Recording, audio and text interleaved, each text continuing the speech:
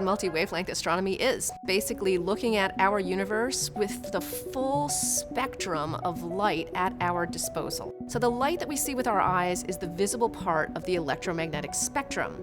But that spectrum extends dramatically, much lower energy, longer wavelengths out into the radio, microwave and radio, and then higher energy, the ultraviolet, the X-ray, the gamma rays. This is an entire sweep of the electromagnetic spectrum, and our eyes are only sensitive to the visible.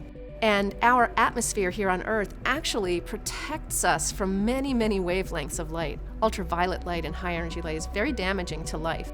It also blocks much of the infrared part of the spectrum.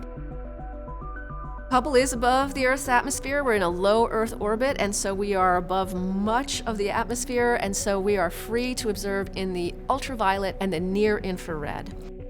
So we have ultraviolet instruments and filters on there that expand our vision greatly in the ultraviolet and very uniquely from space. And we also have instruments that go into the near infrared now. So that stretches our vision in the other direction, into the infrared. And getting into space has been so powerful for us.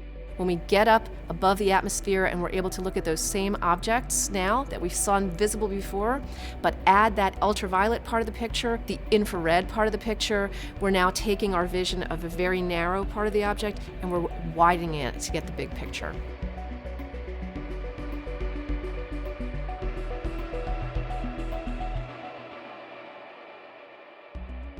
So, for example, when we look in our own solar system, when we look at the ultraviolet at a planet like Jupiter, the ultraviolet actually revealed that there was motion happening in the polar region of Jupiter, very similar to the aurora on the Earth. That gave us a piece of the picture of our solar system, of Jupiter, and of the sun's interaction with the planets in our own solar system that we could not have seen without that ultraviolet view of the solar system. Mystic Mountain is a beautiful multicolor image of a star-forming region, or a stellar nursery. What we see in the visible from Mystic Mountain is how the light from these newly born stars is engaging with the material around it, the gas and the dust that's still there that has yet to form stars. We look at Mystic Mountain not in the visible now, but in the infrared. We're actually able to peer through a lot of that gas and dust. Multi-wavelength view, looking at Mystic Mountain in both the visible and the infrared, lets us see that picture of star birth, early star formation, in a much more nuanced and detailed way than either just the infrared or the visible alone would allow us to do.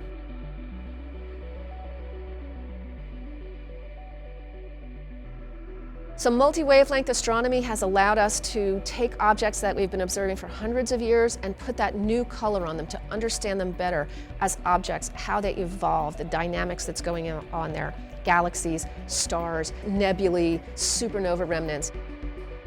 And now James Webb Space Telescope, it's going to add a tremendous amount of infrared information to that multi-wavelength picture. It's going to lead the way in that area of the electromagnetic spectrum, and it's going to continue this multi-wavelength investigation of our universe for decades to come.